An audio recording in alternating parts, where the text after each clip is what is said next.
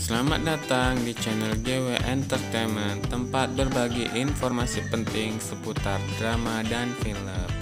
Nah, bagi yang belum subscribe, semua kalian berkenan subscribe demi kemajuan channel ini. The Tale of Gumiho episode keempat dimulai dari kisah Jia dan Yeon yang berhasil keluar dari pulau.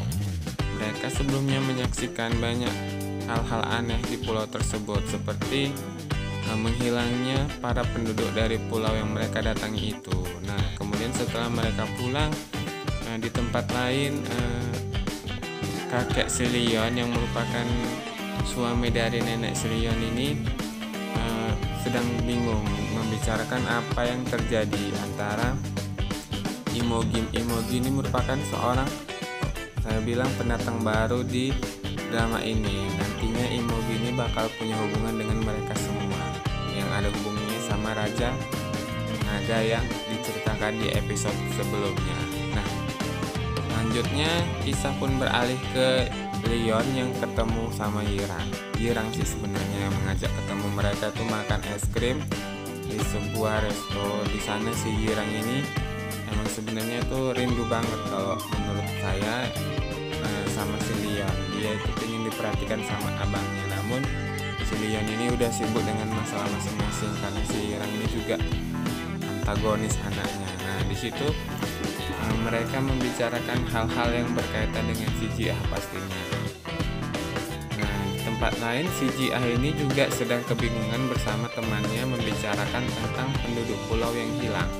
Tak hanya itu, si Leon kemudian dan si Yirang ini berada di atap gedung. Mereka seperti terlibat cekcok itu, dan si Yirang bilang kalau lebih baik si Leon ini memang benar-benar membunuhnya seperti yang dilakukan pada zaman Joseon, pada masa lampau, di mana si Yirang ini membunuh semua penduduk desa tersebut karena memang si Yirang dibully sama penduduk tersebut. Akhirnya dia pun membunuhnya, dan di saat yang sama si Leon ini datang, dan si Yirang pikir si Leon ini bakalan simpati sama dia. Ya enggak lah ya kan, karena memang si Leon ini menyaksikan pembunuhan tersebut, dan si Leon menganggap bahwa si Yirang ini udah berubah.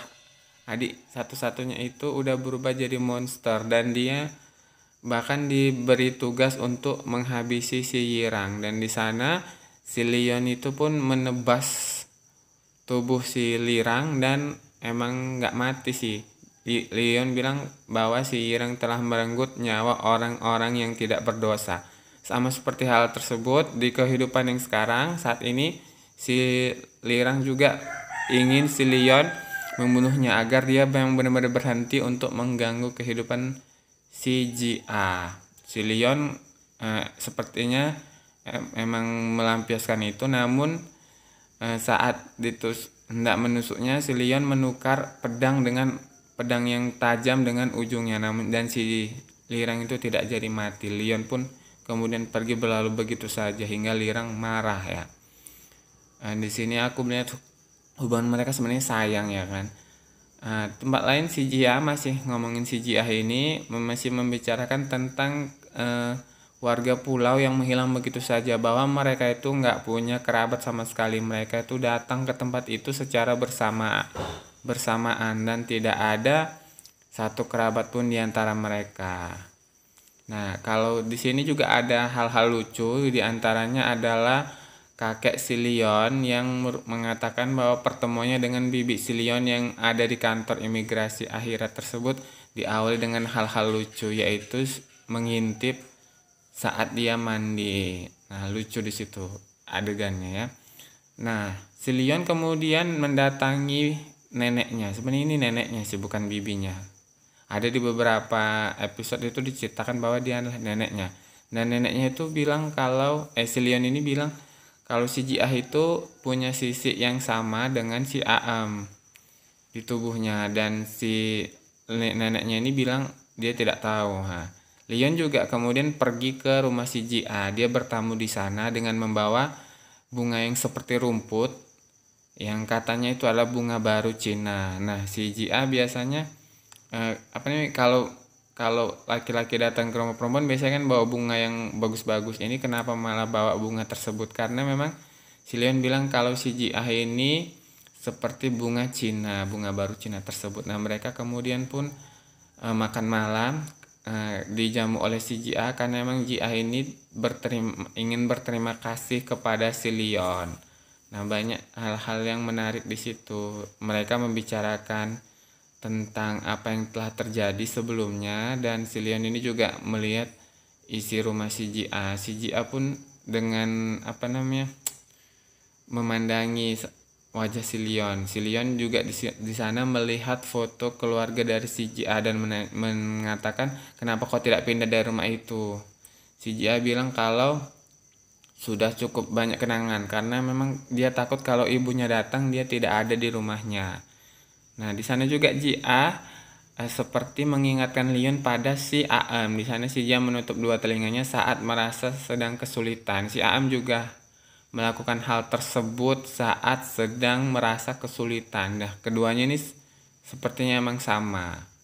Di tempat lain, si Lirang ini sedang bersama seorang pria tua yang emang usianya itu katanya udah 600-an tahun, dan di sana pria tua ini belum tahu sih kita mengarahnya kemana, apakah ada hubungannya dengan Imogi yang bakal muncul di episode selanjutnya, dan kita tidak pernah tahu. Di situ di rumah itu juga ada sebuah pohon, dan nantinya mungkin akan ada gunanya pohon tersebut untuk kakek tua tersebut yang berubah menjadi seorang Ajose. Nah, di jalan ini si Ji-ah ini mengantarkan si Leon pulang. Mereka sempat lagi jalan-jalan bersama, dan si Leon di situ bilang kalau dia bakalan meninggalkan Ji-ah dan pergi ke suatu tempat. Hingga si Ji-ah ini merasa sedih juga waktu berpisah sama si Leon, dan tapi si Ji-ah ini nggak bisa melakukan apa-apa karena memang Leon itu pergi sendiri, dan Leon juga saat pergi dia berpura-pura menghilang dari situ aja, padahal si Leon ini mengintip si Ji-ah, mengintip kemana sih sebenarnya si Ji-ah, apakah dia sudah pulang atau belum. Nah, rupanya belum pulang dan mereka pun ketemuan lagi. Nah, si Ji-ah setelah pulang dari situ dia mendatangi makam ibu temannya yang meninggal itu, dan di sana si sahabat yang satu kantor sama si Ji-ah ini yang mengalami musibah ini bercerita banyak, dan si Ji-ah bilang kau beruntung masih memiliki ibu dan sempat bertemu dengannya. Dan kalau si Ji-ah sendiri kan orang tuanya sudah memang kecelakaan dan tidak bisa bertemu dengan dia lagi, dan dia sedang menunggu. Nah, si Ji-ah di situ kok di tempat itu, dan di sana si Lirang itu datang tiba-tiba ke tempat pemakaman tersebut, dan si Ji-ah ini merasa sangat kesal. Dan di tempat lain si Leon ini pun datang lagi ke kantor imigrasi akhirat itu, karena emang dia bakalan mendapatkan hukuman dari neneknya tersebut karena sudah membunuh nyawa seseorang. Diperlihatkanlah neraka pegunungan yang dingin yang berada di sana. Ji-ah yang bersama dengan si Lirang ini pun terlibat percakapan di antara mereka. Si Ji-ah bertanya, kenapa kau datang? Si Lirang bilang bahwa uang bela sungkawa dari yang ia berikan lebih besar daripada uang yang diberikan oleh si Ji-ah. Dan di sana si Ji-ah juga menanyakan, kenapa kau sangat membenci kakakmu? Si Leon malah bilang, si Lirang malah bilang kalau itu bukan urusan si Ji-ah.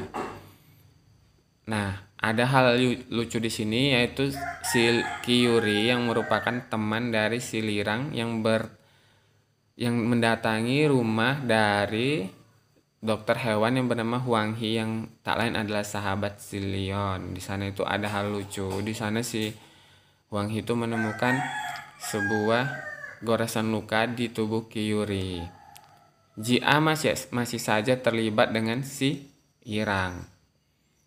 Dan si Yirang ini pergilah meninggalkan si Ji-ah, dan saat si Lirang ini hendak meninggalkan si Ji-ah, si Lirang ini meninggalkan beberapa kacang di lantai, dan itu sepertinya bakalan jadi mimpi buruk buat si Ji-a. Bakalan jadi hal buruk maksudnya ya.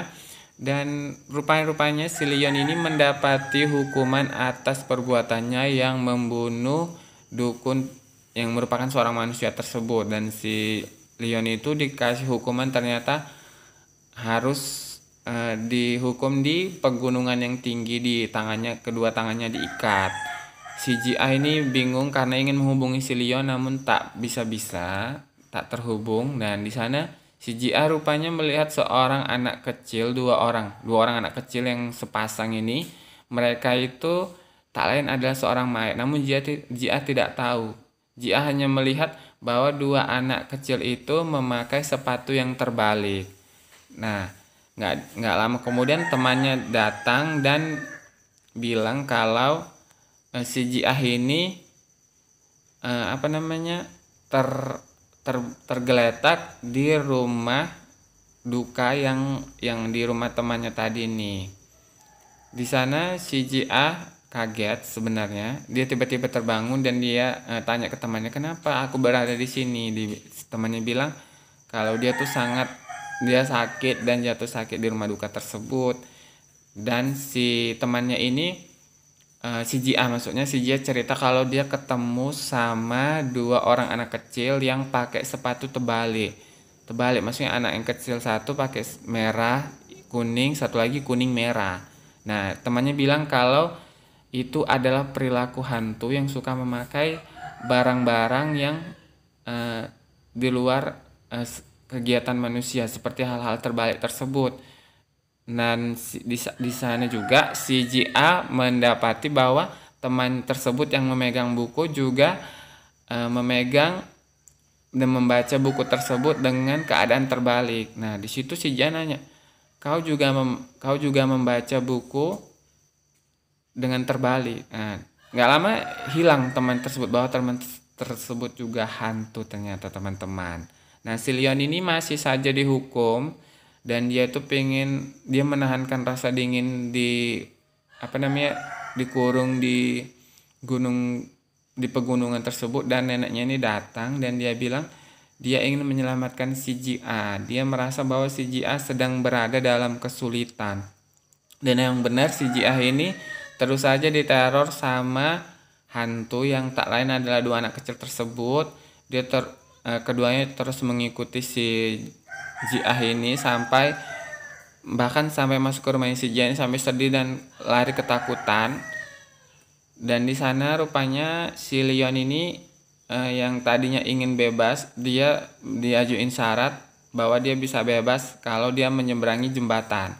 Dan si Leon juga berhasil menyeberangi jembatan meskipun dengan badan yang terluka karena memang pertahanannya itu kuat banget. Dan di sana si Ji-a pun menemukan waktu si Ji-a jatuh dari lantai, si Leon menyelamatkan dan si Ji-a menangis hingga menjatuhkan air mata.